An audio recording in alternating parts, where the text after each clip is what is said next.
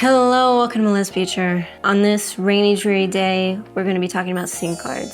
Specifically, the scene cards talked about in Lisa Cron's book, Story Genius.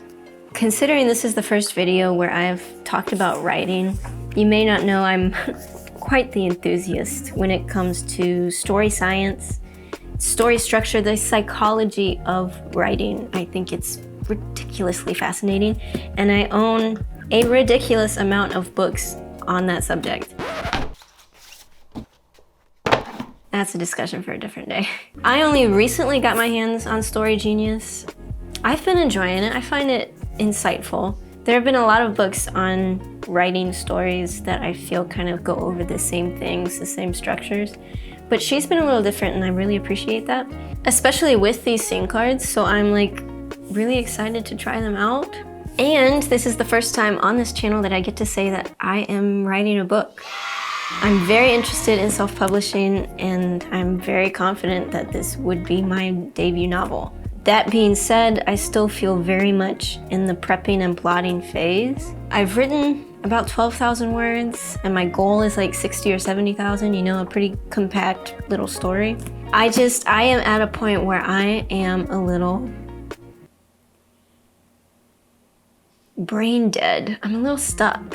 It's been that way a couple weeks now. So I'm really hoping that by doing this today, by going through this scene card method, that it'll just kind of jiggle some things loose in my brain. I'm really hoping to have an aha moment because I really need one. But I'm very excited to drag you along with me today. Let's get started. She has her scene cards divided into 4 sections: what happens, the consequence, why it matters, and the realization. So we have scene number at the top. I'm gonna do that in black. It's also probably a good time to tell you that I don't have pretty handwriting. I have doctored chicken scratch handwriting. The left side represents the cause side of cause and effect. The right side is the effect side. And then it's kind of divided where the top side is more plot related and the bottom side is more internal. So the alpha point is kind of the main reason that the scene exists. Oh, these are going to look terrible. I didn't consider this. What happens, the consequence, why it matters, and the realization. I'm so sorry, I've been doing random British accents. This has already made me realize that there's not enough internal things happening in the first scene.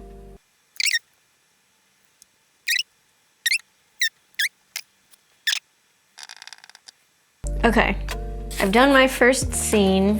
It looks wretched, but we're gonna disregard it. I always tend to way overthink these things. So I'm happy I have the first one out of the way. We're gonna move on, we're gonna do the next one, and hopefully it will just start coming a little easier, a little quicker.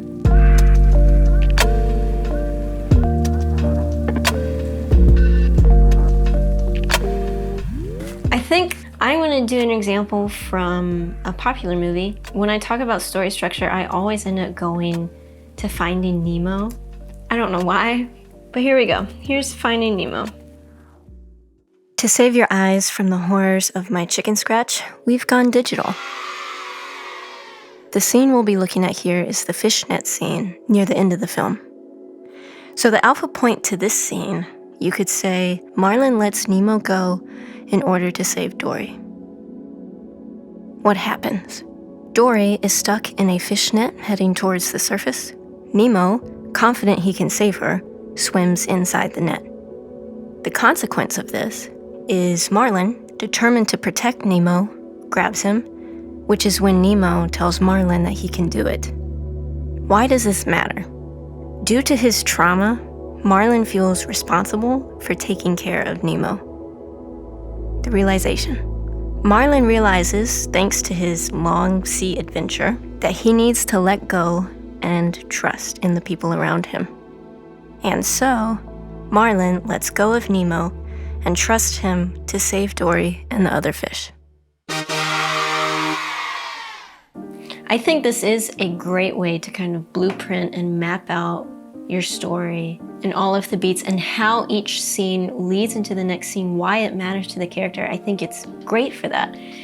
But I think it's even better at pointing out where the gaps in your story are, how little you know about your characters. Okay, she's reacting this way, but why is she reacting that way?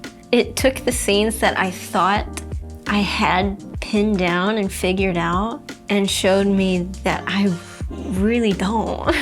I also have to say, I don't know if this is the best method for me. I think I'm just really prone to way overthinking this, which that could even mean I possibly just need to take a further step back and reevaluate some of my plot points. That's totally possible. But I just don't know if this is the best accompanying method for the way my mind works. And that's okay. I'm happy that I tried it and I'm happy with what I got out of it. That's the point of experimenting and trying all these different methods, is to figure out what works for you. Because I know as soon as I find it, it's gonna change everything and I'm never gonna drop it. And maybe that ends up being something that I have to create and figure out on my own. That would be a nightmare, honestly. If you are looking for a method to help you outline and plot, I would recommend that you try this one. I think there's great potential in it. There was still a lot that I got out of this book, especially in the beginning where it talks about your character's backstory and their ghost and how that kind of influences who they are going into your story. This book has a lot to offer outside of the scene cards, but also with the scene cards, you know? I regret nothing. If you end up trying these scene cards, I would love to know how it works out for you. I would also love to know your methods in outlining and prepping. NaNoWriMo is coming up. I'm a little stressed to get my shit together. But until then, I'm gonna go have a gay old time, and I'll see you on the next one.